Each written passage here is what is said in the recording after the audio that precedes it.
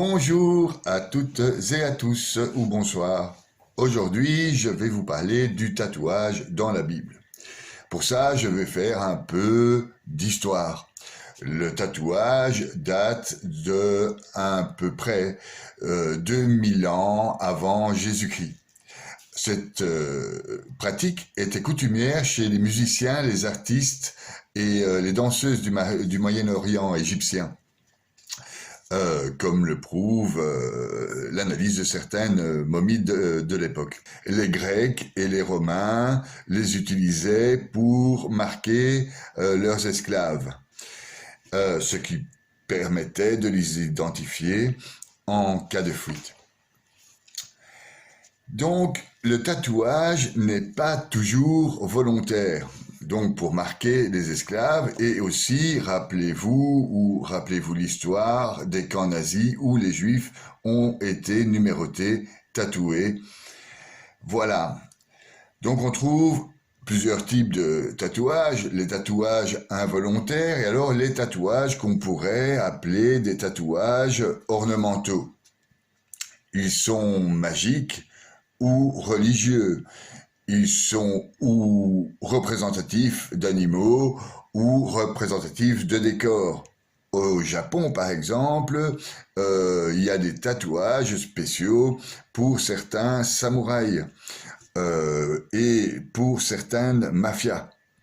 En Birmanie, en Afrique du Nord, entre autres chez les tribus berbères, il existe aussi une indication de l'appartenance à un clan, à une famille, etc., à une tribu. On peut aussi faire, et souvent on fait d'ailleurs dans nos sociétés, un pacte conclu, une adhésion, ou bien à une philosophie, à une société secrète, ou bien à une puissance spirituelle. Les démons, les divinités païennes généralement. L'étoile à 5 branches et tout ce qui est pentacle sur la peau peut représenter plus qu'un danger, car en fait vous êtes un parchemin sacré vivant sur lequel vous allez engendrer cette magie. Par exemple, un pentacle sur les pommettes ou un pentacle sur le plexus solaire, ça c'est assez dangereux de le mettre et pour cause, cela signifie « je suis Dieu, je guéris par la force de Satan ». Donc ce n'est pas rien. Donc il faut quand même se méfier quand on tatoue des démons, des gargouilles, etc. sur notre corps, car nous appelons, sans le savoir ou sans le vouloir peut-être, les forces des ténèbres. Concernant la Bible ne parle pas beaucoup des tatouages, elle parle uniquement à un seul endroit, au Lévitique 19-18. Vous ne devez pas vous faire de tatouage. Dieu a donné aux Israéliens, aux Juifs, ce commandement à Israël pour qu'elle se distingue des autres tribus de l'époque qui avaient l'habitude de se graver des figures, des noms et des symboles de leur Dieu propre, c'est-à-dire pas le Dieu des monothéistes, pas le Dieu que les chrétiens, les juifs et les musulmans connaissent. Donc, c'était donc pour différencier le peuple d'Israël des autres tribus de l'époque, des tribus païennes. Bien que les lois sur Israël nous concernent plus, nous chrétiens, ça vaut la peine de réfléchir sérieusement aux principes qui se dégagent derrière le tatouage. Pour nous, chrétiens, c'est indiqué en Romains 7,6, nous avons été dégagés de la loi étant morts à ce qui nous entravait. Ainsi, nous pouvons servir d'une façon nouvelle, celle de l'esprit, et non plus à la façon ancienne, celle de la lettre de la loi. Donc, pour nous, chrétiens, il n'est pas interdit de faire des tatouages. Un autre écrit concernant, si vous voulez, ce modèle esthétique qui peut être sur notre peau. Je vous exhorte donc, frères, par la tendresse de Dieu, à lui présenter votre corps, votre personne tout entière, en sacrifice vivant, saint, capable de plaire à Dieu. C'est là pour vous la juste manière de lui rendre un culte. Donc Romains 12, 1. La manière de plaire à Dieu, évidemment, ce ne sera pas en tatouant des démons, des chauves-souris ou que sais-je encore, comme diable sur votre peau. Ça ne plaît pas à Dieu et ça c'est quand même indiqué dans le Nouveau Testament pour corroborer les écrits comme les écrits de l'Ancien Testament. Dans Timothée par exemple 2, 9, 10, on peut lire « Je veux aussi que les femmes vêtues d'une manière décente, avec pudeur et modestie, ne se parent ni de tresses, ni d'or, ni de perles, ni d'habits somptueux, mais qu'elles se parent de bonnes œuvres, comme il convient à des femmes qui font profession de Dieu. » Le tatouage a une influence, une incidence en raison de son symbole et de son symbolisme. Je m'explique aujourd'hui, vous pouvez trouver tout le monde, des ouvriers, des bourgeois, des femmes et des hommes, de la pègre, des bandits ou pas, tatoués. Ça peut être un signe de ralliement, un ralliement spirituel par exemple. Ça peut être aussi un acte artistique pour être plus beau, plus présentable. Maintenant, il y a aussi et souvent des adorations sataniques ou meurtrières ou violentes, en se tatouant un gun, un flingue, en se tatouant des militaires en guerre, des gargouilles, des squelettes, des pentacles, etc.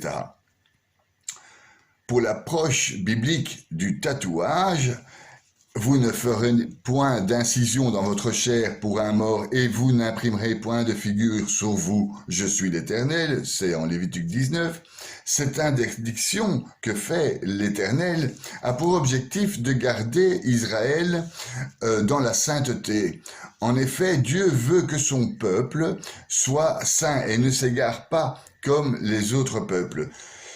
Si Dieu ne veut pas que son peuple se prostitue aux idoles et aux pratiques du paganisme, c'est pour le préserver des malheurs. Des malheurs que subissent d'autres peuples sur le plan spirituel. Il faut savoir que le tatouage nous lie parfois à des puissances des ténèbres. Si nous tatouons des formes kabbalistiques ou ésotériques, des dragons, des têtes de mort, des serpents, des chaînes, tous ces liens ont un rôle. On ne joue pas impunément avec les symboles. La symbolique est utilisée dans les religions, dans le sacré depuis la nuit des temps. Sachez que quand vous tatouez, vous mettez un symbole sur votre peau qui attire vers vous des forces.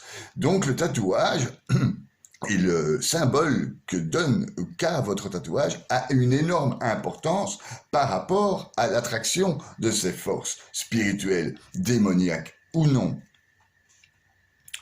Par ces tatouages, nous faisons consciemment ou inconsciemment appel à la manifestation de forces occultes qui nous enchaînent jusque dans notre âme et jusque dans notre esprit.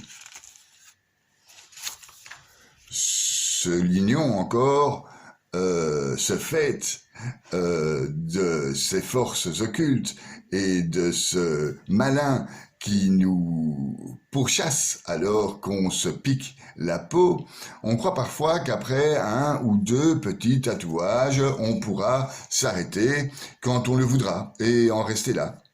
En fait, une voix en nous ne cesse de nous pousser à continuer à d'autres tatouages. Et oui, c'est là la manifestation du malin, comme dans toute addiction. comme la pornographie, ou l'alcool, ou la drogue. Tous les gens tatoués, dont je suis, vous le diront, on a tendance à retourner chez le tatoueur. C'est l'œuvre du malin, pour nous pousser, des fois, à l'erreur. Il s'agit donc de réfléchir quand on se fait un tatouage. Les tatouages évoquant la rébellion ou la révolte renforcent ces tendances. Quant à ceux qui touchent à l'occultisme, ils contribuent à nous emprisonner dans un monde spirituel contraire à celui dans lequel Dieu veut nous voir évoluer. Il y a donc, des fois, un lien entre le malin et le tatouage.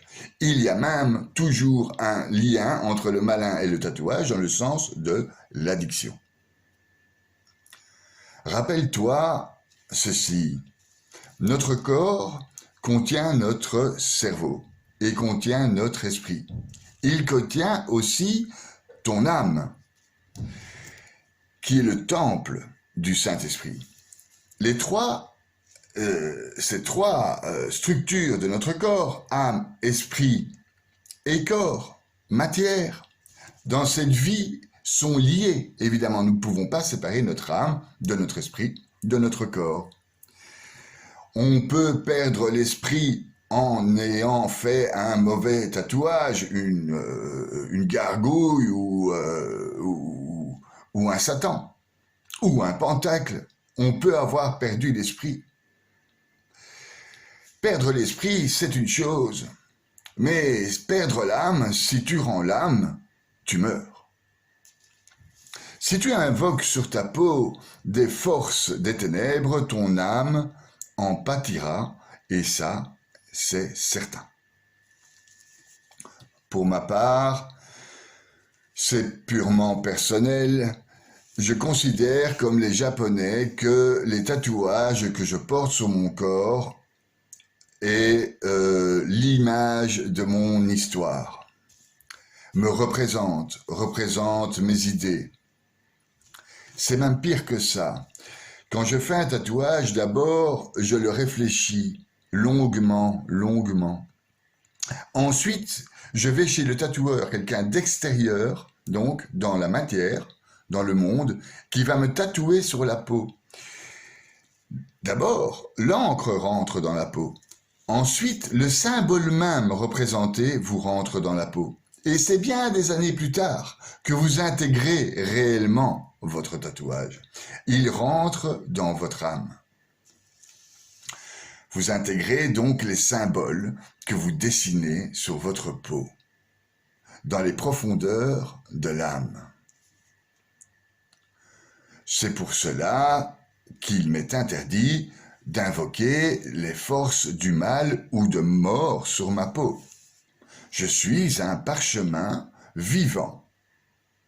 Et je suis le parchemin vivant le plus puissant, car je suis prêté de Dieu. C'est-à-dire mon corps a été prêté par Dieu, et je suis censé le respecter et faire tout pour plaire à Dieu, et surtout sur mon corps.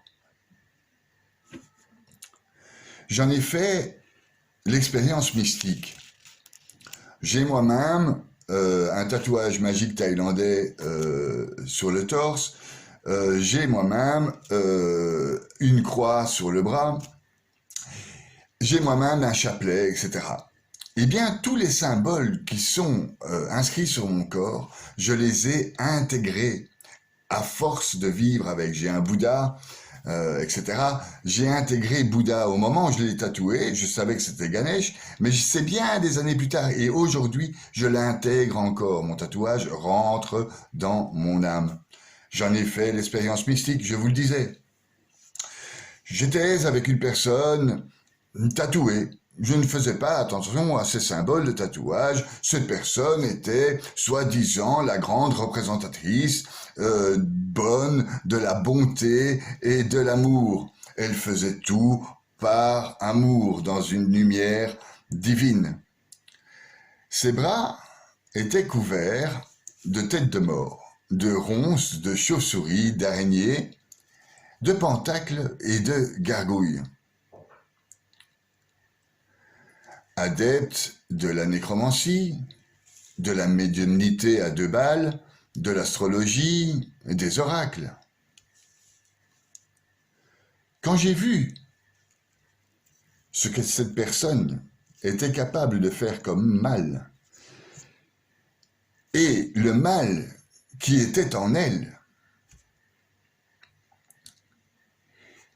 eh bien, sachez que la première chose que je fais maintenant quand je rencontre quelqu'un de tatoué, c'est de regarder ses tatouages. Parce que quand je regarde ce tatouage, il y a des chances que je regarde aussi son esprit et que je regarde aussi son âme. Ces dessins sont les dessins de votre âme. C'est vous qui les avez choisis. C'est votre représentation. Réfléchissez donc avant de vous faire tatouer. Et réfléchissez surtout à rendre grâce à Dieu, à l'amour et à la beauté. Aussi, pour finir cette capsule, Dieu nous veut libres. Il nous aime et il nous pardonne. Aujourd'hui, donc, les tatouages, on peut les effacer. On peut les couvrir. Mais, dans tous les cas, un tatouage doit être assumé.